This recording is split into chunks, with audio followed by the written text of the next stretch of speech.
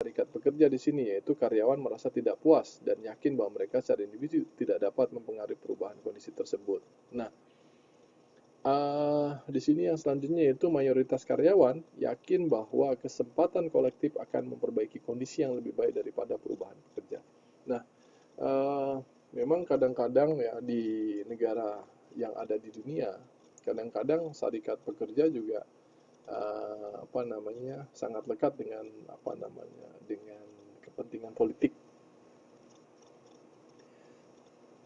Ya tidak semuanya buruk ya, tapi memang ketika ada yang namanya organisasi serikat pekerja, biasanya di situ ada kepentingan-kepentingan yang akan include di dalamnya, seperti itu. Karena di dalam serikat pekerja ini banyak orang, banyak individu.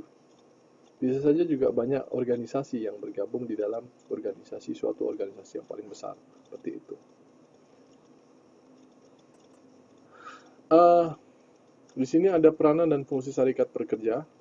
Nah, mungkin teman-teman bisa baca sendiri dan saya pikir teman-teman juga sudah paham dengan beberapa fungsi serikat pekerja yang paling awal, yaitu menampung aspirasi dan keluhan pekerja.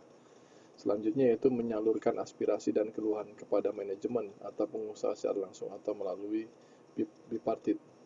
Jadi ya biasanya sih kadang-kadang kalau misalnya tidak direspon dengan baik oleh organisasi di mana tempat karyawan bekerja, biasanya serikat pekerja juga akan turun langsung dan bisa melakukan ini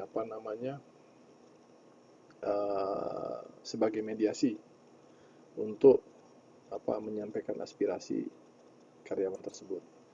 Nah, konsesi atau kelonggaran dengan serikat pekerja. Kelonggaran manajemen mencakup rencana pemberian penghargaan, pengurangan pembekuan dan pembekuan gaji, keterbukaan laporan keuangan, dan tumbuhnya partisipasi serikat pekerja dalam mengambil keputusan manajemen. Jadi biasanya dalam sebuah organisasi itu ada akan di dalamnya ada biasanya ada lahir serikat pekerja.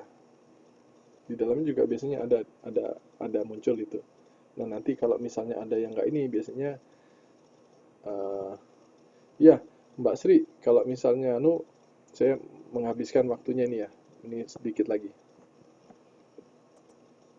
Nah, di sini ada undang-undang serikat pekerja. Nah, mungkin saudara-saudara bisa baca sendiri. Nah, ada konflik. Nah, konflik di sini merupakan proses yang dimulai ketika satu pihak mempersepsikan bahwa pihak lain memiliki perasaan negatif terhadapnya atau mengenai perasaan secara negatif pihak lain yang oleh pihak pertama tidak disukainya. Jadi konflik di dalam sebuah organisasi biasanya itu juga bisa berakibat positif dan bisa berakibat negatif.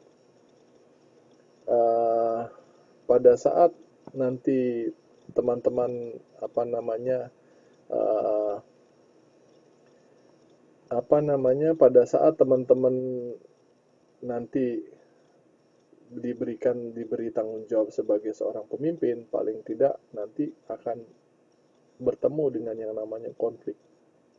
Pasti. Tidak mesti harus besok atau tidak mesti harus nanti. Sekarang aja kan sudah bisa ketemu dengan yang namanya konflik dalam organisasi. Dan konflik itu memang harus dimunculkan biasanya untuk kinerja, untuk peningkatan kinerja biasanya kalau dalam sebuah organisasi besar. Itu. Nah, ini ada konflik industrial, ada konflik, nah itu. Jenis konflik ada konflik substantif, ada konflik efektif. Nah, silakan nanti saudara-saudara ini. Nah, mungkin itu ya. Itu yang terakhir tentang konflik. Jadi materi ini merupakan materi yang sangat lekat sekali dengan manajemen sumber daya manusia. Jadi harapannya nanti teman-teman pada saat ngambil mata kuliah konsentrasi tentang manajemen sumber daya manusia, paling tidak ada bayangan nanti mau mau bikin penelitian tentang apa. Jadi banyak yang bisa teman-teman lakukan untuk melakukan penelitian-penelitian dalam apa yang masih ada di dalam ranah sumber daya manusia, apakah itu penelitian tentang motivasi, penelitian tentang kayak seperti saya cerita tadi di awal, saya pernah bikin penelitian tentang pengaruh apa ya, uh, tentang entrepreneur wanita maupun yang lain.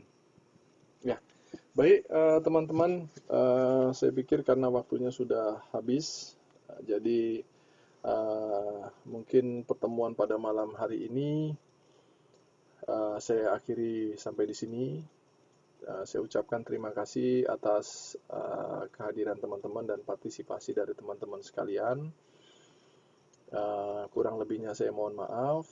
Saya akhiri wabillahi taufik walhidayah. Wassalamualaikum warahmatullahi wabarakatuh. Jaga kesehatan dan sampai bertemu di pertemuan berikutnya.